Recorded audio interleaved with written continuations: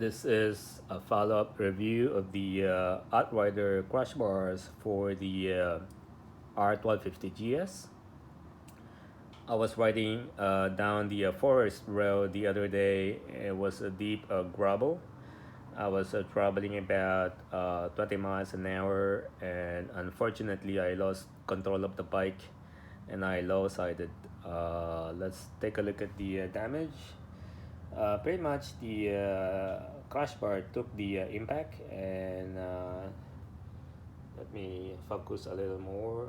See that it's pretty much banged up, and I had some scratches on the cylinder head. Hopefully, yeah, it's right there, some at the bottom. As I had suspected in my earlier review that this bar can easily bend, and it did. Simply because of the mounting plates is just too thin. Let me show you. See the plate here before it's perpendicular to the ground. Now it's uh, move towards inside. I would say I would estimate about a quarter inch right there, and this tubing bent also. And let me take some measurements here so you'll have an idea how much it bent. So I'm estimating about half to 3/4 of an inch. So here I have about, on this portion I'm getting about 34, here about 18, and right there I would say about, if the camera catches it, almost 10 centimeters. So one more crash, I can tell you it can crack my cylinder head, because there's not enough space there anymore to flex. I mean, for the crash bar to flex. So um, on the other side, I will show you later how much space is there normally. The there is a fundamental design flaw of these crash bar. Uh, I don't understand why Outrider did not leverage the strongest mounting points of the bike, which is right here at the center and at the bottom, because it's you're directly mounting to the frame, and also you have the support of the engine block. For some reason, I don't know if they did even think about it. They had to leverage this mounting point, which is a bad idea, because this is a very, there's no this is just an engine block. There's no frame right there, and also the bolt is actually grabbing a very thin a very small portion of the engine block, so you can easily rip it apart. Fortunately, it did not happen, but as I would guess, a really bad crash, you can easily damage that engine block, and if you do, it's gonna cost you a lot of money. So going back to the mounting points, yeah, so pretty much the impact was absorbed by this two mounting points, which is actually really bad. And they could have gone for diverting the impact on this center portion of the bike instead of here. But the problem with that is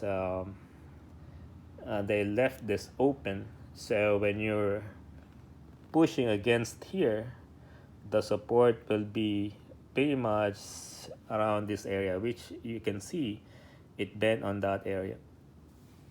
So in summary, the tubing of 1.25 is actually uh, did not matter. It's a marketing ploy to make you believe that it's actually strong, but it's not. you're better off getting a crash bar half the price, and it might serve you better. So again, this crash bar, the leveraging of the mounting points is incorrect. Let me also show you the issue about the knee clearance when you're sitting on the bike. Let me try. Yeah, you can see right here my riding pants, because I have some knee protection and a shin guard. It's constantly touching this side of the bar. Let me show you on the right side. Right there, see that?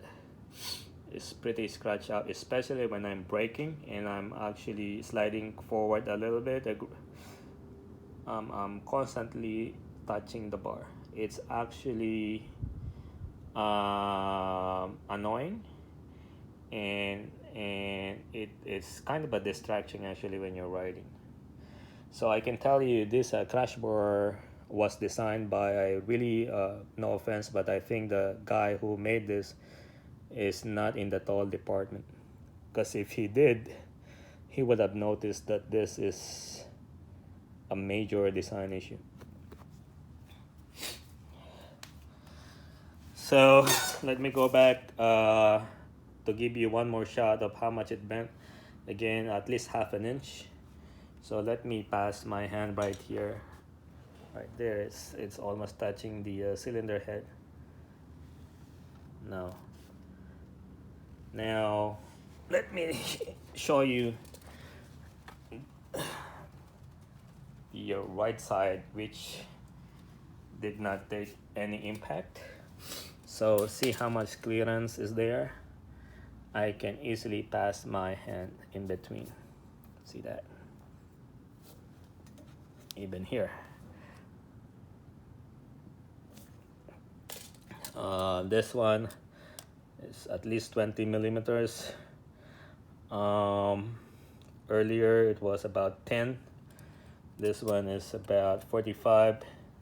So here I lost about 15 centimeters. Here I would say about 10 centimeters. I'm sorry, millimeters.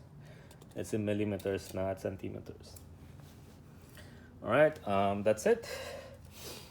I hope you had some understanding, or helps you or guide you in your purchase. If you're thinking of buying or protecting your bike, again, this is not a good system. You can get pretty much half the price for a bar that's I think would be better. Yeah, I'm really extremely disappointed.